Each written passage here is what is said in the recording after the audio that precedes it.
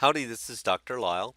Thought I would do a quick video on Project 2 and give some tips and help on how you could design your own well and going through and applying the field rules and looking at it. I have up on here on the screen the location of where the well is that we have that link to for that 1H. If we look back to the associated plat that's for that, you can see that we have a unit that's built in here that is basically 431 acres, and we put one drill inside here already that goes up through here, and we can see it's right there, making sure it's 330 feet off that line. So if we were trying to get another well in here, we want to try to get the spacing that we need and stay within our field rules. So let's just go quickly look at our field rules. To do that, I'm just going to jump out to the Texas Railroad Commission site. And again, in most states, you have things like your field rules or your spacing rules. You can just search right here, maybe field rules, and it will come up and you are able to do a query. And I'm going to do a query about the field rules, and I'll launch the application. And the woodlawn is the formation that this is in, so I'll say woodlawn. Now, if you're asking, okay, how did you know which formation? If I go back to my viewer here and I just click on the well, okay, the information about the well comes up. I can look at the drilling permit, and then from the drilling permit, I click on here and I go down and I can see that it is in the field name is the Woodlawn Cotton Valley. So I go back up here to the Woodlawn Cotton Valley, and I'm going to look at the field rules for that. We're going to look at gas, not oil. This is a gas unit. We have lease spacing, so we have to stay off 330. It's got to be at least a 640 acre, but it could be up to 64 of tolerance, which means you could go as high as 700 and 4 acres as the size. And then other rules, what is the maximum length? They don't have one, so you can basically put as long as you want.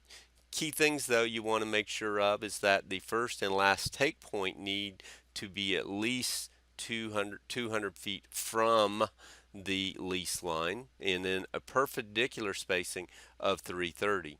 So we have no well spacing, which means that I can get as close as I can, but we have a 50-foot tolerance box, which means you want to stay 50 feet away from that existing well. So if we are placing the well in here, maybe I want to put it in a surface location here. I'm going to look at see what roads go up through here, and then I'll try to get as long a length lateral, probably just passing this, make sure I'm 330 off there, again trying to say at least the 200 feet off there for that location for the design. So I'll go back to my little map here and think, okay, I wanted to try to put it in here somewhere, and I can just look at the aerial imagery and see where might be the good location. You can see my existing one right here. I have a road that's already built, it seems like, that comes up to here, and there's some roads in here, so maybe I could build one out here in this field. Looks like a good flat area in here. I see some wetlands. This kind of concerns me. If that's a wetland area, I'm going to have to either bypass that wetland area and try to either go past it and get on this side. One of the things I might try to do is come up to this well and then extend a road from this well on up to a location maybe here, because I definitely don't want to get into that wetland area. So maybe I'll get into that corner. I've already created a drawing for you. It's in your, I'll send that and share it with you.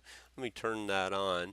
And so here I drew again the other unit inside here, so you can see the unit that's there, and I approximately placed that other location. So maybe I'm going to put another surface hole right here, so you can just copy this. To do that, you can just type in the command copy. You can see down here it was typing the words copy. And so what do you want to copy? And then if you just click and drag and make a box, it should grab all that. And then I can hit the space bar and it says, where do you want to pick it up at? And I can say, oh, I want to pick it up, at the center of the circle, and I can spin my mouse to get to the center. Now I picked up that well bore, and I might bring it up to here, and let's say I place it right there. Now again, I'll hit escape, and I want to change this. If I just click on it, I can move the ends of it around. It's snapping right to a location, so if you have problems with snapping, you can, if you get where you're not right close to a line, you can say, oh, I want to be right here. Now, if I want to make sure I'm off a point right here, if I type the word circle, again, it's down here in the corner, it's making a circle, and I hit that, it says, okay, where do you want to make the circle? I want to make it right there. And see, I made it big like that, and I click on that. And now if I just click on that, I'll see over here the properties of that circle. And I got a number of things here I'm going to move around so I can get down on my sheets so I can see. But basically I can come here and the radius is 840, but I'm going to change that to 330. So now I've got a circle that's 330. So now I see, I could take that and get right up to that location, and I can snap that location like that.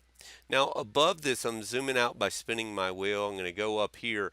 I've got what we did before with all those labels. I can move these labels down inside at my new unit. So maybe I want to take, what it's called, and here I have Elf Energy, and we'll just click on it and now drag it. I'm going to just drag it down, and maybe I'll put it inside here, something like that, and that's good. I might change it, and it's not now 600 acres. I might change the actual acreage that is there and put the acres that I have for 486 or something like that. I'm not sure what it was, and I'll close that.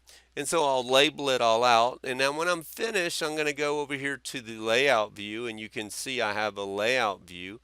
I need to add my terminus point, my first take point, my last take point, my penetration point. Look back on that other deed that we had and see it, and look at where they put their take points, how far away they were. Were they right inside their units? All right, and you want to put those on there, and to do that you could simply again just copy the ones that were up above, and I believe I'm going to zoom out, or you can just pick them up and move them. I'll see little circles here, or maybe there's a little X right there. That's the penetration point. There's a little proposed penetration point, so I might click on that and then pick that up and move it over, to where I want it. And I can move my labeling, so forth, complete a nice little plat, if you will, and then take the information about how far you are off these locations, because again, you'll need that for that W1 permit that you want to submit. That's the wrong one. Let's try another one here. It's right here, I believe. Yes. And you'll see you have all these numbers that you have to fill in and put that information into there. Now, one thing you could do is make a table of that information, but you would want to kind of gather that information together. I hope this helps. I'll post this video, and I'll post the CAD file on there for you to use. Good luck.